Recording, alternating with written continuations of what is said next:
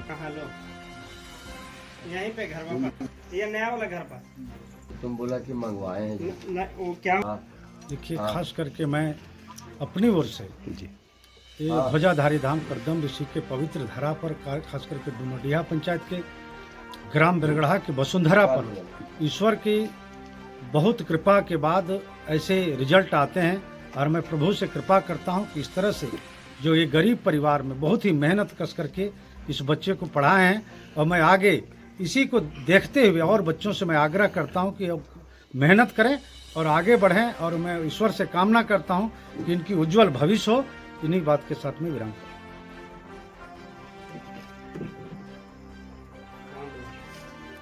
मैं सबसे पहले इस बच्चे और इस बच्चे के माता पिता को शुभकामना देते हैं।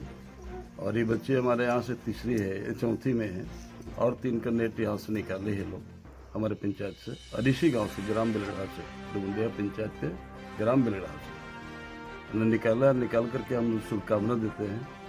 इसी तरह से छोटे छोटे बच्चे हमारे यहाँ बहुत ऐसे लोग हैं, बहुत ऐसे हमारे पंचायत में बच्चे हैं, यहाँ के शिक्षकों और यहाँ के जो हमारे ट्यूशन देने वाले राजेश सर हैं, इन लोग बहुत मेहनत करते हैं। और मेहनत करके परिणाम है जो कि एक गरीब के घर में आज हम लोग गौरवान्वित थे कि गरीब के घर में कि इसकी स्थिति हम लोग जानते हैं कि क्या है, उसके बाद भी इस सब निकाले हैं। शुभकामनाएं इस परिवार को और पूरे ग्रामवासी और पूरे पंचायत की जनता को कि और आने वाले भविष्य में इसी तरह से और लोग मेहनत करें। अपने पेट काट के इनके माता पिता ने बहुत बड़ा योगदान किया। सबसे पहले आज इस बिलगढ़ा की पावन धरती पर और ख़ास करके इनके माता पिता को और इस बच्ची को मैं बहुत बहुत धन्यवाद देता हूँ कि इस तरह के गरीब परिवार में इस तरह के बच्चे बच्चियाँ जो क्वालिफाई कर रहे हैं, इसमें इनके माता पिता और इस तरह के बच्चे बच्चियों को मैं बहुत बहुत धन्यवाद देता हूँ। और मैं ये कहना चाहता हूँ कि सबसे पहले कि इस बिलगढ़ा के मध्य विद्यालय से ही लड़की बहुत मेहनतकश बच्ची है और यहाँ ही अच्छा रिजल्ट करती रही है। उसके बाद +2 विद्यालय डुमडिया गए, जहाँ भी अच्छे शिक्षकों की व्यवस्था है और वे लोगों ने भी कड़ी मेहनत किया है। और मेहनत करके आज हमारे डुमडिया पंचायत में आज लगता है कि 7वां 8वां बच्चे हैं जो क्वालिफाई करके डॉक्टर मेडिकल में आज अच्छे ओहदे पर हैं। मैं धन्यवाद देता हूँ यहाँ के शिक्षक को, यहाँ के ऐसे गार्जियनों अभिभावकों को, इस तरह के बच्चों को अपने अच्छा तैयार करके हमारे देश के लिए, मेरे प्रदेश के लिए, मेरे देश के लिए तैयार किया है। मैं इनके माता पिता को कोटि कोटि नमन करता हूँ। और इन्हीं शब्दों के साथ मैं अपनी बात काफ़ी लगा हो, इसमें क्या कहना चाहते हैं आप? कहना चाहते हैं कि लोग मेहनत जिसके साथ में हम लोग मेहनत करें।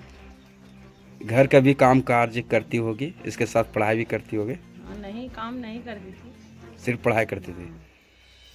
काम नहीं करती थी, वहाँ पर मोबाइल नहीं थी। अगर कभी ये पढ़ाई कम करती होगी तो उस समय आप बोलते भी होंगे कि पढ़ाई करो? नहीं, कभी हम नहीं डांटे थे अपना बच्चा को। नहीं, माने पढ़ती थी अच्छा से। हाँ, पढ़ती थी। तो गुरुजी के क्या कहना चाहते हैं जो इनको पढ़ाए होंगे? इसको भी बहुत बहुत धन्यवाद करते हैं। इस क्षेत्र के लोगों को क्या कहना चाहते हैं जो छात्र है जो पढ़ने चाह रही है? सबको के धन्यवाद करते हैं, सबको। माने इस तरह मेहनत लोग करें। हाँ, सबको करे इसी तरह, सबको बढ़े इसी तरह, उनको यही कहना। नेट की परीक्षा तू निकाली हुई है और फर्स्ट क्लास कहाँ पढ़ती थी पहले? 7वां क्लास तक? 1 to 8 मैंने बिलगढ़ा स्कूल में पढ़ाई किया था और उसके बाद 9 to 10 नहीं 12 तक डुमडिया स्कूल में पढ़ाई की थी। तैयारी कैसे किए थे? मैंने भोपाल में जाकर के कोचिंग किया, उसमें प्रिपरेशन किया। मेहनत काफ़ी करना पड़ता होगा। बहुत ज़्यादा। सब्जेक्ट में कोई तरह से परेशानी अगर आता होगा तो हल कैसे करते होंगे? नहीं, फर्स्ट ऑफ ऑल मैंने हिंदी को इंग्लिश चेंज किया था तो बहुत प्रॉब्लम्स आती थी। हाँ, सर का समझाया वो समझ में नहीं आता था, सर डिक्टेट करते थे, मैं लिख नहीं पाती थी। जी। और जिसको मैंने फर्स्ट टाइम बनाया था उसमें भी ऐसे ही थे, तो बीच में वो मुझे दूर भागती थी। तो छात्र के बीच में काफ़ी समस्या आना पड़ता होगा। मुझे तो ऐसा लगता था कि मैं बेकार जगह पे आ गई हूँ। जी जी, लेकिन मुझे आपने हौसला टेंशन रखे। होती थी वहाँ पे, हाँ, जी, कि सब लोग जैसे फ्री माइंड से घर पे रहते, काश मैं भी वहाँ पे ऐसे रह पाती। मतलब मैं अकेली रूम में पूरे 4 साल कैसे बिताए मुझे ही पता है। कौन कौन सब्जेक्ट से आप वहाँ परीक्षा में आया होगा, दिए होंगे परीक्षा? तो बायोलॉजी होंगे, मैथ भी होगा, बायो था, फिजिक्स और केमिस्ट्री, तीनों सब्जेक्ट होगा। और एलिन कोचिंग में मेरा 2nd रैंक है। मैट्रिक में टॉप की थी, हाँ, कितना रैंक कितना आया नेट परीक्षा में? नीट में ऑल इंडिया रैंक मेरा 2402 था, और कैटेगरी रैंक ओबीसी वाला 874 था। जिसमें परीक्षा देके बाहर निकले होंगे तक में जब रिजल्ट समय आ गया होगा तो उस समय आपको कैसा लगता होगा? नीट का पेपर देने के बाद तो मतलब ऐसा बिलीव भी होता है कि इतना सारा क्वेश्चन मैंने किया है, नेगेटिव कितने जाएंगे। फिर घर आ करके मैंने आंसर किसे मैच किया तो 639 बन रहे थे, तो मुझे लग रहा था कि 639 थोड़े कम है, मतलब इससे मुझे एम्स तो नहीं मिलेगा। लेकिन जब रिजल्ट आया तो रैंक देखा तो मुझे मतलब लगा कि नहीं, अब तो एम्स मिल जाएगा, मतलब कट ऑफ इस बार काफ़ी कम जाएगा। सबसे बेसी फोकस किस सब्जेक्ट में आपका रुचि था, फिजिक्स। किसमें थी? आगे क्या करेंगे? हाँ, और आगे अगर आप डॉक्टर नहीं बन जाती है उसमें आप बहुत समस्या आना पड़ेगा वहाँ इलाज उलाज के करने के लिए, तो उस तरह आप कैसे कर पाइए? नहीं कर लूँगी, अब तो सीख लिया है थोड़ा, और उधर भी सीख ही लूँगी। जो छात्र छात्रा पढ़ना चाहती होगी उन लोगों को क्या कहना चाहते हैं? कि नीट जो है वो IQ नहीं देखता, मुझे पता है कि मैं 4 साल पहले कैसी थी और अभी कैसी हूँ। कौन बुक से पढ़े होंगे आप? एलिन का इंस्टीट्यूट में पढ़ती थी मैं। तो लोगों को क्या कहना चाहते हैं जो अच्छा आपको देख रहा है? वहाँ वाले टीचर्स तो यही बोलते हैं कि तुम 4 साल कंटिन्यू थी, बहुत सारे लोग बीच में आए, आधा साल पढ़ते हैं छोड़ के चले जाते हैं, पर तुम कंटिन्यू बनी रही इसलिए तुम्हारा ये रिजल्ट है।